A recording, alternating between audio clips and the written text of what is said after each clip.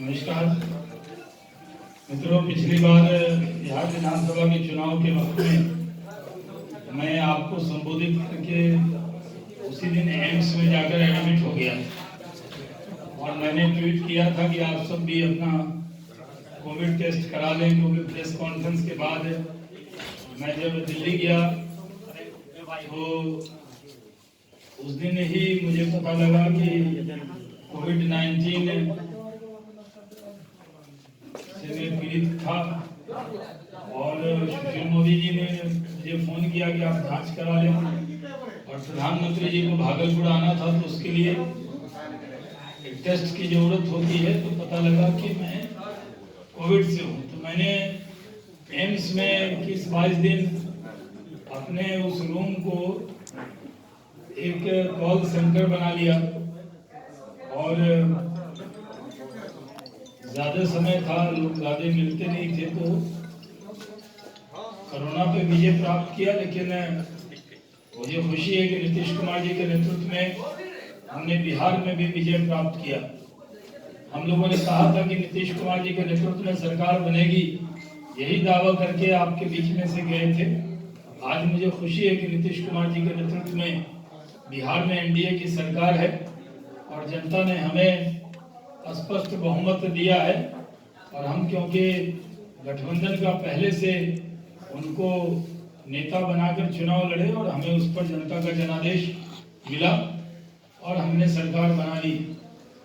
उसके बाद भारतीय जनता पार्टी दक्षिण की तरफ गई। हमने हैदराबाद के अंदर 4 से 48 हम पहुंचे, करीब 1250% का ऐसा इजाफा हुआ।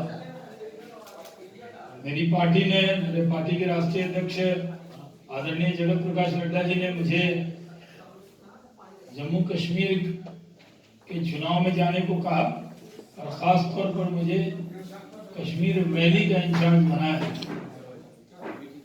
जम्मू में अनुराग ठाकुर जी और तरुण चुग जी ज्यादा समय उन्होंने दिया। 2 दिन में जम्मू भी गया, डोडा किश्तवाड़ के इलाके में। लेकिन धारा 370 समाप्त होने के बाद ये पहला चुनाव था जो जम्मू कश्मीर के अंदर हो रहा। हिंदुस्तान का पहला नेता होगा जो 10 के 10 जिले में गया। जो टेरर से अफेक्टेड जिले थे उनमें भी गया। मैं हिजबुल कमांडर नंबर 2 जो सलाउद्दीन के बाद है, आमिर खान कश्मीर वाला जो पाकिस्तान में रहता है, उसके भी इलाके में गया।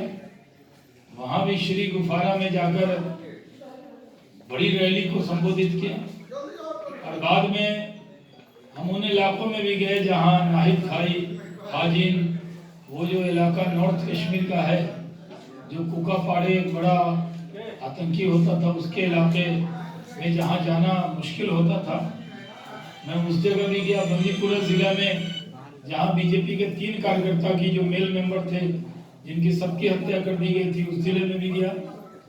और मैंने सोशल मीडिया पे उसको डाला, लेकिन मैं शुक्रगुजार हूँ उस देशभक्त न्यूज चैनल का जिन्होंने उसको बहुत प्रमुखता दी।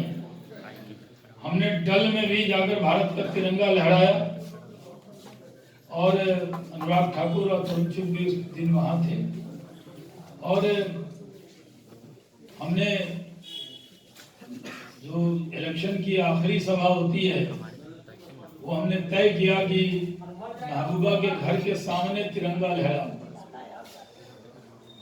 तो उसी मैदान में जहां मुफ्ती सईद साहब की मजार है, और उस दिन ग्रेनेड अटैक भी हमारी आरोपी पे हुआ। मेरे लिए जहां भी मैं जाता था रोड ओपनिंग पार्टी तो रूट पूरा लगता था, लेकिन बिना घबराए हुए निडर होकर हम लोगों ने वहां सभा की। और हमने पहले भी कहा था कि हम घाटी में कमल खिलाएं। और मुझे पटना में ये कहते हुए गर्व हो रहा है कि हम लोग जब कहते थे कश्मीर से कन्याकुमारी तक कमल खिलाएंगे, तो हमारे विरोधी हमें मुस्कुरा कर देखते थे, कश्मीर में कब खिलाएं।